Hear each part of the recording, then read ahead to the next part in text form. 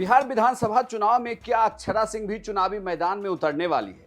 क्या ये कहा जाए कि पवन सिंह, रितेश पांडे इन सभी के बाद और मैथिली ठाकुर भी अब अक्षरा सिंह भी चुनावी मैदान में हाथ आजमा सकती है?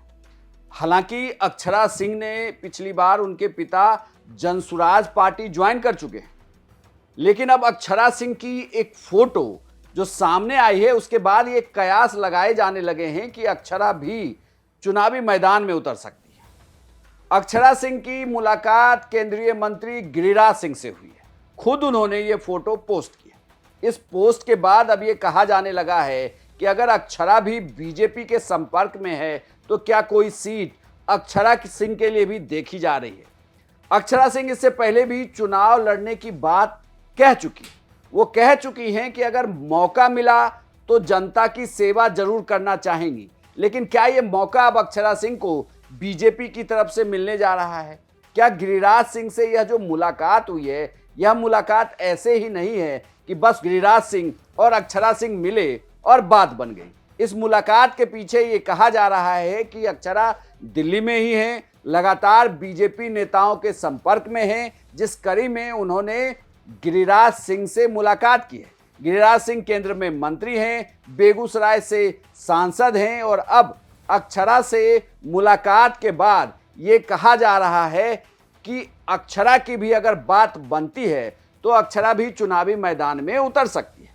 दूसरी ओर बात करें, पवन सिंह को भी बीजेपी ने सेट कर लिया है। पवन सिंह भी बीजेपी के उम्मीदवार हो सकते हैं, उनके भी चुनाव लड़ने की बात कही जा रही है। पवन सिंह जैसे ही एक शो से बाहर आए, उपेंद्र कुशवाहा से उनकी मुलाकात कराई गई। पवन सिंह ने उपेंद्र कुशवाहा के पांव छुए और ये कहा गया कि काराकाट में जो लोकसभा चुनाव के वक्त की तलखी थी वो दूर कर दी गई है। तो अगर पवन सिंह चुनावी मैदान में उतरते हैं तो आपको बता दें कि पवन सिंह और अक्षरा की बनती नहीं है। ऐसे में अब अक्षरा सिंह भी सामने आने की बात कह रही हैं और इन सबके बीच मैथिली ठाकुर ने बिहार तक पर यह ऐलान कर दिया है कि वो भी चुनावी मैदान में उतरेंगी और बीजेपी की अलीनगर या बेनीपट्टी इन दो सीटों में से किसी सीट से वो चुनाव लड़ सकती है।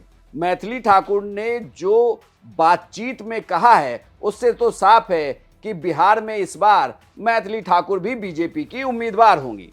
इतना ही नहीं, एक और भोजपुरी स्टार हैं जो जनसुराज से टिकट लेकर चुनाव लड़ सकते हैं, वो हैं रितेश पांडे। रितेश पांडे अपने क्षेत्र में लगातार एक्टिव हैं। भभुआ में वो चुनाव प्रचार भी कर रहे हैं। ऐसे में कहा जा रहा है कि 9 तारीख को जब पहली लिस्ट आएगी जनसुराज के उम्मीदवार की तो उसमें रितेश पांडे का नाम हो सकता है। यानी कि बिहार विधानसभा चुनाव में भोजपुरी सितारों का जमघट लगने जा रहा है और इसमें एक नया नाम अब अक्षरा सिंह का भी जोड़ लीजिए, क्योंकि चुनाव तो वो लड़ना चाहती हैं, तभी मुलाकात हुई है, वो भी मुलाकात गिरिराज सिंह के साथ।